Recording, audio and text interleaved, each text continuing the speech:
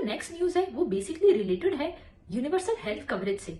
तो ये basically editorial आज पब्लिश हुआ था द हिंदू में, जिसमें बात की जा रही है कि अब यूनिवर्सल हेल्थ कवरेज की क्या नई डेफिनेशन हो सकती है, क्योंकि at present universal health coverage में बेसिकली सिर्फ प्राइमरी हेल्थ केयर को ही शामिल किया गया है। स्पेशली मैं जैसे जो इंटरनेशनल जो डिक्लेरेशन हुए थे, जैसे एल्मा आटा डिक्लेरेशन है या अस्थाना डिक्लेरेशन है, उन सभी में ही प्राइमरी हेल्थ केयर के बारे में ही बात की गई है और उसी के यूनिवर्सलाइजेशन पे बात की गई है। जबकि यूनिवर्सल हेल्थ केयर में हेल्थ फॉर ऑल वाला कॉन्सेप्ट होना चाहिए और quality health care primary, secondary, tertiary सारे सेक्टर्स में प्रोवाइड करनी चाहिए।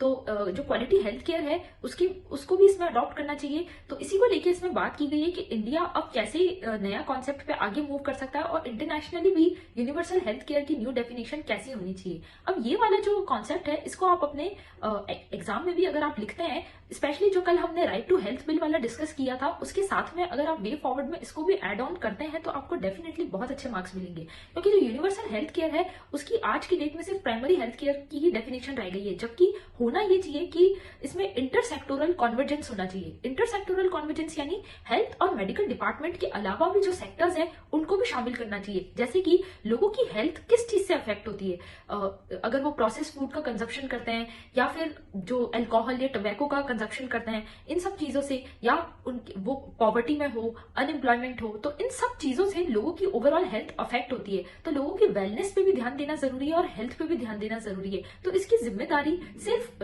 हेल्थ और मेडिकल डिपार्टमेंट पर ही नहीं होनी चाहिए, बाकी सारी जो उसके फैक्टर्स है जो पर्टिकुलरली किसी इंसान को अफेक्ट करते हैं, उन सारे फैक्टर्स पे भी काम करने की जरूरत है। तो यूनिवर्सल हेल्थ केयर बेसिकली यही चीज होती है कि हेल्थ फॉर ऑल कैसे इंश्योर किया जा सके।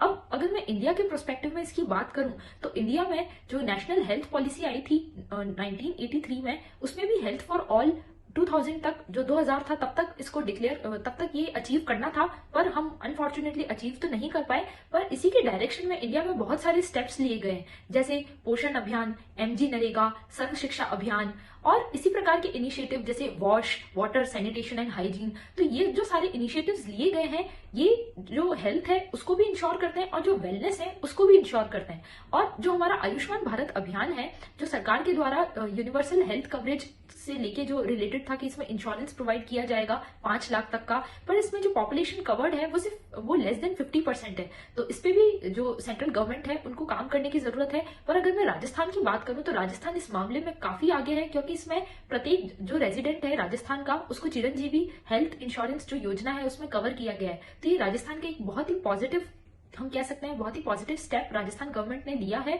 और जो यूनिवर्सल हेल्थ कवरेज है वो क्या होता है वो भी मैंने आपको इस आर्टिकल में अच्छे से एक्सप्लेन कर दिया है। आप इसके शॉर्ट नोट्स बना लीजिएगा और एग्जाम में इसको अगर आप जनरेट करते हैं तो डेफिनेटली आपको बहुत अच्छे मार्क्स मिलेंगे।